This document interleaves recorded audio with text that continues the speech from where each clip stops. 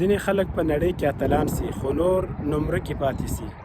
کیدای سي هغه نمره کې چې پاتې کیږي او هغه چې اتلان کیږي یو وخت یو ډول هیلې او ارمانونه لرل، خو دا چې ولې یو کس اتل شي او بل نمره کې پاتې سي، په دې هکله جیف ګراوټ وایي چې دا اتلان هم د نورو خلکو په څیر ارمانونه او هیلې لري، خو دوی د خپلو هیلو او ارمانونو د پلي کېدو لپاره ډیر ښه پلانونه جوړوي.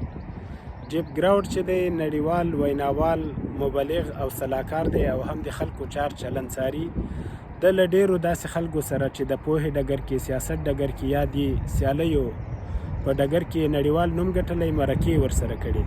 دی وایي دغه مختلفو خلکو هدف یا هیلو او ارمانونو ته د رسیدو لپاره یو ډول لار وهلي، یعنی خپله هیله او ارمان د اصلي هدف په توګه ټاکلی او د هدف ته د رسیدو لپاره مختلف پړاوونه وهلي.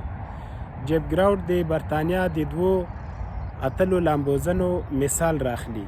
وایي یو لامبوزن په 1986 کال په کاناډا کې نړیواله اتلولي وګټله او په همدغه وخت یو 12 کلن برتانوي ماشوم له دې خپل هیوادني اتل اغیزمن شو او سبا ته د خپلې سیمې ډنډ ته لاړ او د ډنډ له مسؤلې وغوښتل چې ورسره دې برخه کې همکاري وکړي چې څنګه نړیوال اتل سي. هغه ورته سپارښتنې وکړې. دی اول د سیمې یا د کلي په کچه په لوبو کې اتل سه، وروسته د ولسوالیو کچې ته لاړ، ورپسې بیا ایالتي کچې ته لاړ او په دې ډول په کورني اتل بدل شو. وروسته نړیوالو سیالیو ته ووت. موږ او تاسو که په دې برخه کې هیوادني مثال ته راشو نو راشد خان به بیلګه کړو.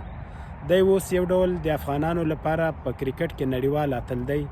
اوس که د ننګرهار، خوست یا کندهار یا بل ولایت یو 12 کلن ماشوم غواړي چې راشد خان ترې جوړ شي، نو اول به هڅه دا کوي چې په خپله سیمه کې په کرکټ لوبو کې وځلیږي. که چیرې دلته وځلېده هرومرو چې د ولایت یا ولسوالۍ په کچه سیالۍ وي، دی به پکې د یوې ډلې لخوا اخیستل کیږي. کله چې هلته ښه وځلېده، ورو ورو به داسې مخته ځي، اخر به تر 19 کلنو لوبډلې یا ملي لوبډلې رسیږي. تاسو که د لوبې برخه وي یا بله هره برخه وي، که غواړئ چې پکې لوی شهرت او نوم وګټئ، نو همدغه هیله او ارمان د اصلي هدف په توګه وټاکئ او دغه هدف ته د رسیدو لپاره پړاو په پړاو مخته لاړ شئ. خو که یوازې سوچونه کوئ، په سوچونو هیڅ هم نه جوړیږي.